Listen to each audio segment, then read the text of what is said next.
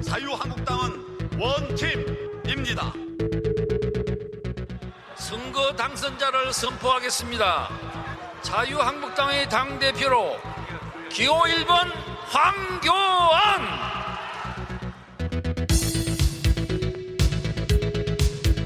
문재인 정부의 폭정에 맞서서 국민과 나라를 지키는 치열한 전투를 시작할 것입니다. 여러분, 2022년 정권 교체를 향해서 승리의 대장정을 출발하겠습니다.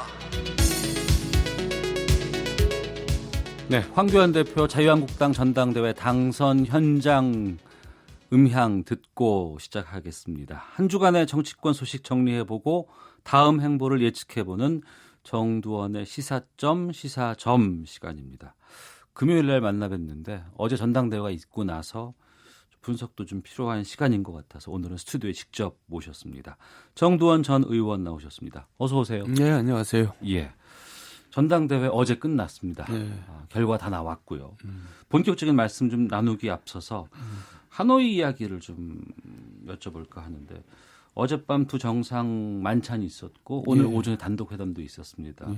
좀 인상 깊었다라는 대목은 어떤 걸 뽑으셨을까요? 그러니까 김정은 위원장이 일찍 도착했는데 네. 이제 어디 시찰 갈 줄 알고 다 기대를 했는데 호텔에만 있었다는 거 아니에요? 예. 그 얘기는 이제 무슨 얘기냐면 아직 실무적으로 회담에서 최종 타결을 안 받구나 하는 생각을 할 수가 있죠. 예. 보통 정상들이 회담하면은 다 실무적으로 다 이제 조율을 하고 이제 나중에 이제 두 분이 만나서 사인만 하는 시기거든요. 예. 지금은 공부를 한다는 얘기는 두 사람에서 뭔가 타결을 지어야 될 부분이 있다는 얘기 아니겠어요? 네. 그게 인상적이었던 것 같아요. 종전선언 가능성, 뭐 북미 간의 연락사무소 개설이라든가 이런 부분들 나오고 있습니다. 어떤 전망 나올 것으로 보세요? 그러니까 이제 스몰 딜 정도로 예상을 다 하는 것 같아요. 근데 실은 이제 성공하려면 이게 나와야 되는 거죠.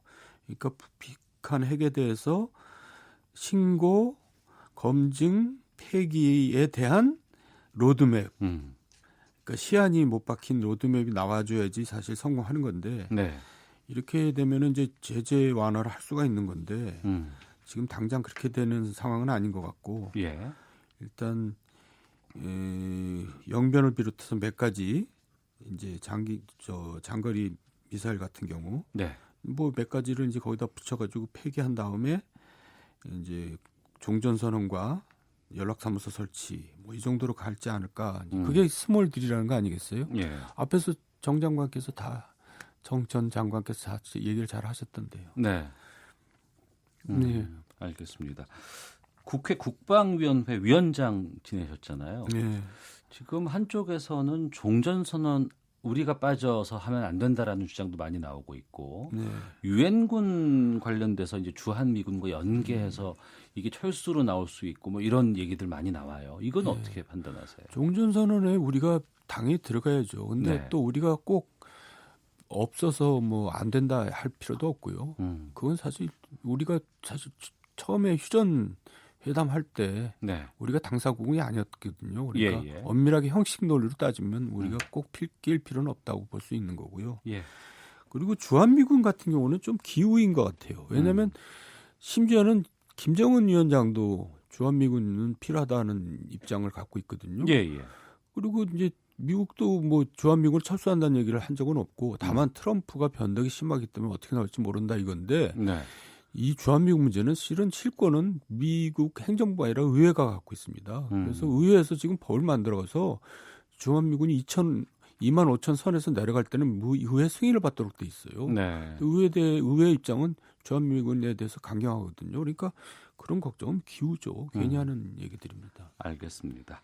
본격적인 좀 국내 정치 이야기 나눠보겠습니다. 당대표의 황교안 전 총리가 당선됐습니다. 저는 어제 이 결과 나왔을 때 생방송으로 쭉 보고 있었거든요. 수치가 참 절묘하게 나왔다 싶었는데 어떻게 보셨어요? 저도 그랬어요. 그러니까 선거 때마다 항상 절묘한 수치가 나오긴 한데 이번에도 역시 예외는 아니었던 것 같아요. 예. 그러니까 50%를 부쩍 넘었으면 아마 황교안 신 대표가 이제 굉장히 좀 자만에 빠질 수도 있는 건데 이제 아슬아슬하게 50%를 넘겼단 말이에요. 그러니까 네. 이 정도는 해줄 테니까 힘을 실어줄 테니까 한번 잘해봐라. 뭐 이제 그런 거 아니겠어요? 네. 그렇게 본인이 받아들이면 좋겠죠. 예. 2등, 3등은요? 2등, 3등. 사실 2등, 3등 괜히 재미거리로 나왔던 얘기인 것 같고요. 예. 바뀔 수는 없고. 음. 근데 김진태 의원이 2등 했다 그러면 진짜 한나라당, 자유한국당 큰일 난 거죠. 그건 너무나 우경화한 거기 때문에 네. 그럴 일은 없었을 겁니다. 처음부터. 선거 끝나고 나거나 항상 그럴 때마다 수치가 나오면 국민의 준엄한 심판 그리고 누구에게도 승리를 주지 않는 국민들의 철저한 심판 이런 얘기를 참 많이 나오거든요. 근데 원래 저 대중은 현명한 것 같아요. 제가 생각해도. 네. 대중은 적당히 넘어가는 게 없는 것 같고. 그러니까 무서운 거죠. 하지만 전당대회 당대표 선거 이전까지 자유한국당에 상당히 풍파가 좀 많았습니다. 그리고 안에서 내부적인 갈등들도 많이 있었고 너무나 좀 이렇게 우편향돼 있다. 뭐 이런 측면들도 있고 이런 것들을 어떻게 앞으로 이 새로운 당대표가 봉합을 해 나갈까요? 그러니까 이제 이번 전당대회는 흥행에 이제 실패한 편이고 네. 또 그 과정에서 여러 가지 안 좋은 모습들이 많이 나와가지고 이제 거꾸로 간 퇴행적인 그런 자유한국당의 모습을 많이 보여줬기 때문에 네. 이걸 극복해야 되는 게 황교안 전 새 대표의 이제 과제인데 저는 그냥 간단하게 생각하면 돼요. 예. 오세훈이 룰 바뀌면 돼요, 황교안이. 황교안이 지금 황교안이 아니라 예. 오세훈이 얘기했던 방향으로 황교안이 하면은 성공할 수가 있어요. 근데 지금 전당대회에서 황교안이 보여줬던 모습을 계속하면 성공할 수가 없죠. 그러니까 그 얘기는 간단해요. 결국 모든 게 선거로 귀결되는데 선거에서 이기려면 중도층을 확보해야 되거든요. 예. 근데 지금 너무나 오른쪽으로 가버렸기 때문에 오히려 합리적인 보수들도 이제 떠나 있는 상태란 말이에요. 네. 그 합리적인 보수, 중도층을 다시 끌어안으려면 어떻게 해야 되겠어요? 중도개혁, 보수혁신 이런 쪽으로 가야 되겠죠. 네. 오세훈이 얘기한 대로 하면 됩니다. 그러니까 뭐 오세훈이 다 미리 얘기해줬다고 봐도 되는 거죠. 당선 이후에 황교안 대표의 행보는 오세훈처럼 해야 한다. 예. 그러면 저는 성공할 거라고 봐요. 그런데 이미 발언들이 나와버렸잖아요. 박 전 대통령의 탄핵 논란에 대한 입장들이 나와버렸는데 뭐 태블릿 PC 조작 가능성까지도 얘기를 하고 이 부분을 어떻게 또 정리를 하고 봉합을 시켜야 될까요? 그러니까 이게 사실 황교안 총리로서는 이제 곤혹스러운 부분인데 네. 속된 말로 안면 바꿔야 됩니다. 이제 됐으니까. 예. 그렇지 않으면 정말 저 자유한국당은 미래가 없어요. 네. 정체성에 완전히 박근혜 그림자가 짙하게 드리워져 있으면은 자유한국당이 그런 모습으로 어떻게 총선을 치르고 대선을 치르겠어요. 그러니까 5.18 문제라든가 또 저 탄핵 문제에 대해서는 완전 국민의 일반적인 감정과 의식에 걸맞는 그런 입장을 가져야죠. 거기에 동떨어진 입장을 가지면 되겠어요. 네. 그러니까 소위 말해서 태극기 세력과 같은 입장을 가지면은 한국당은 그냥 영남당 뭐 이 정도밖에 안 되는 거죠. 네. 지난주에 오세훈 후보에 대해서 자기 색깔 유지하고 후위를 도모해야 된다 이렇게 지적해 주셨거든요. 오세훈 후보는 그렇게 아마 간 것 같아요. 지금까지. 이 정도면 잘 싸웠다고 판단하십니까? 어쨌든 민심에서는 이겼잖아요. 그러니까 여론조사에서. 네. 그러니까 이제 당신과 민심이 괴리가 이제 꽤 심하다는 건데 네.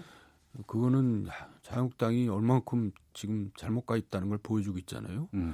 그러니까 그건 내 다음 달에 총선을 치른다면 필패한다는 얘기를 해주는 거나 똑같단 말이에요. 예. 그러니까 오세훈이 만약에 황교안 대표 체제로 총선을 치를 수 없다 이런 분위기가 생기면 오세훈은 할 말이 생기는 거죠. 그 후위를 도모할 수 있는 거죠. 예. 최고위원 쪽으로 가보겠습니다. 조경태 의원이 최고위원, 그리고 정미경 의원, 김순례 의원이 김광림 후보까지 네 분이 됐나요? 이 최고위원 쪽의 진영은 어떻게 보셨습니까? 조경태 의원은 사실 민주당 출신인데 이렇게 표를 많이 얻는다는 건 1등 했어요. 예. 근데 역시 당원들이 대부분 50% 이상인가요? 50% 가까이인가가 다 영남에 편중돼 있다는 거 아니에요. 그게 난 많이 작용했다고 보고요. 아, 예. 그러니까 참 영남당이란 굴레에서 벗어나야 되는데 그게 참 문제라는 거고 김순례 의원이 최고위원 된 거는 저 개인적으로서는 굉장히 실망이에요. 아, 그렇습니까? 예, 그러니까 5.18 그 폄훼 논란의 주역인데 네. 그 사람을 최고위원으로 뽑았다? 정말 국민 감정이 동떨어진 거거든요. 네. 이거는 이상한 결과가 나온 거죠. 청취자 별밤님께서 정두원 의원님, 김진태 의원의 당 차원 징계 처리 어떻게 될까요?라고 하셨는데 김순례 의원도 최고위원 됐단 말이에요. 네. 이제 그러면 이 징계는 어떻게 될까요? 그러니까 김순례 의원도 당사자고요. 예, 예.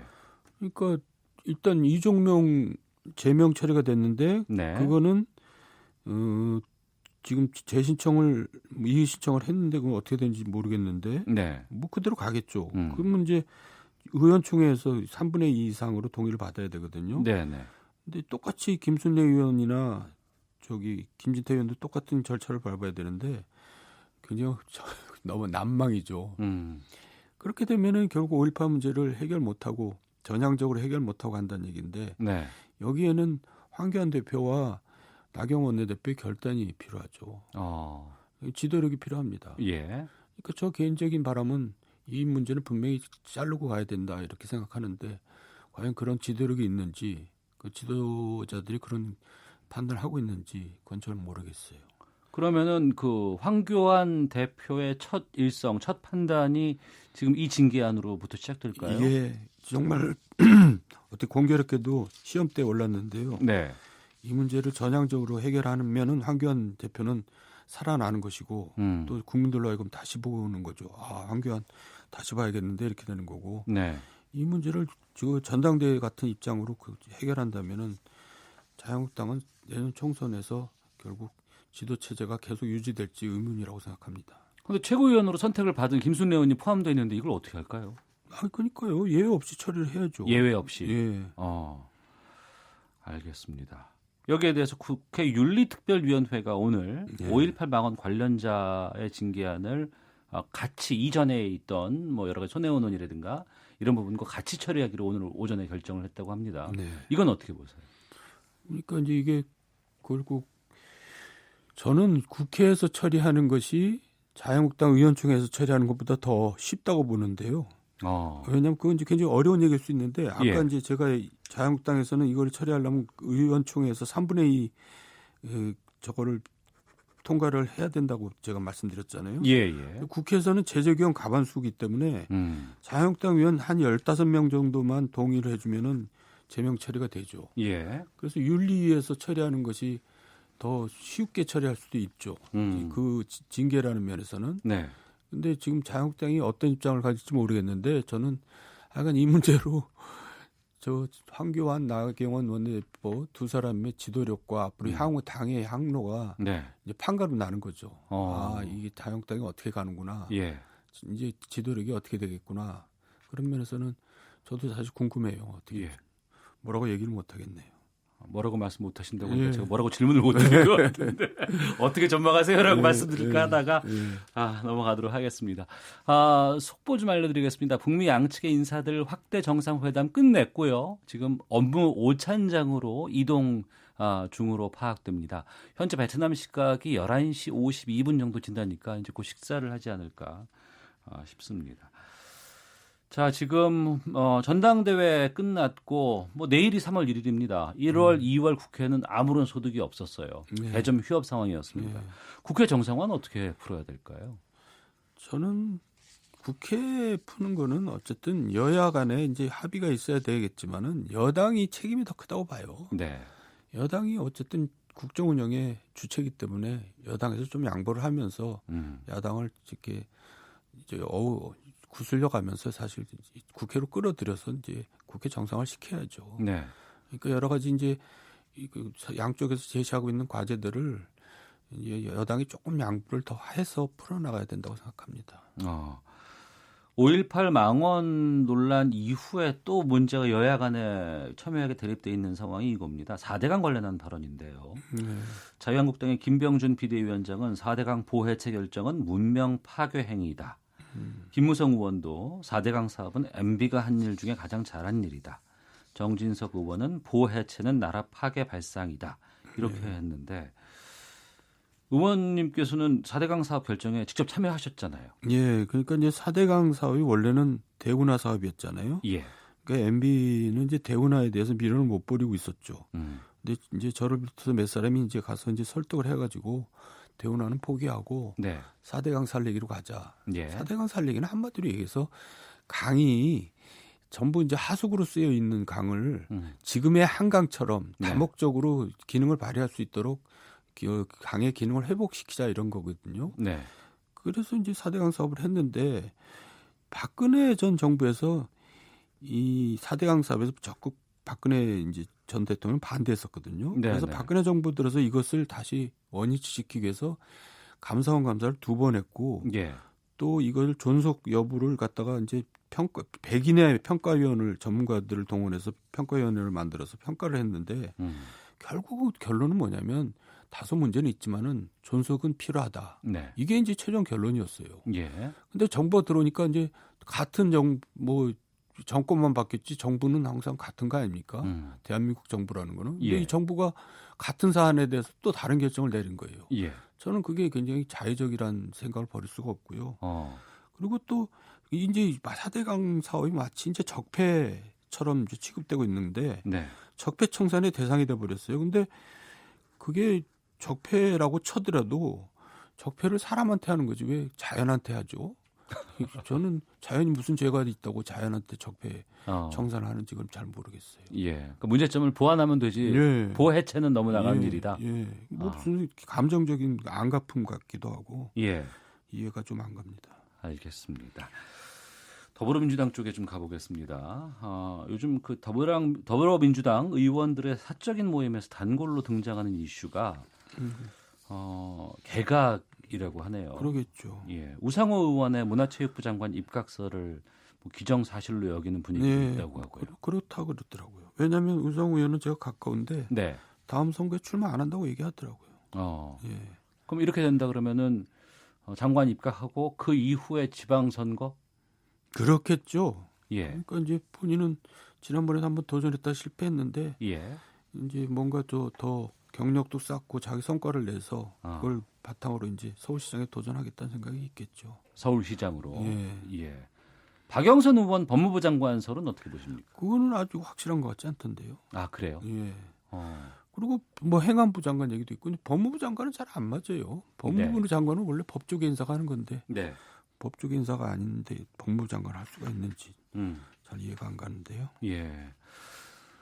우상호 의원뿐 아니라 원내대표를 노리고 있는 이인영 의원, 또 험지 출마 고민하고 있는 임종석 전 대통령 비서실장까지 이 86그룹의 간판 주자들 존재감을 지금 키우고 있다라는 이야기들이 많이 나오고 있습니다. 이런 존재감들은 어떻게 판단하시는지? 86그룹이 뭐 존재감을 키울 필요가 없이 존재감이 지금 커져 있죠. 커져 있다. 예. 그래서 지금 거의 전국을 주도하고 있는 건데 네. 86그룹이 이제 책임이 그만큼 크지 않겠어요. 근데 이제 아무래도 국정 운영을 이제 경험을 뭐 옛날에 이제 노무현 대통령 때 김대중 대통령 때 했지만은 네. 그 뭔가 균형 이제 막스 웨버라는 분이 옛날에 독일의 정치 사회학자잖아요. 예, 예. 이제 직업으로서의 정치라는 이제 책에서 이제 그런 얘기를 했어요. 정치인은 열정과 네. 책임 의식과 균형 감각을 가지고 있어야 된다는 세 가지를 꼽았는데 예.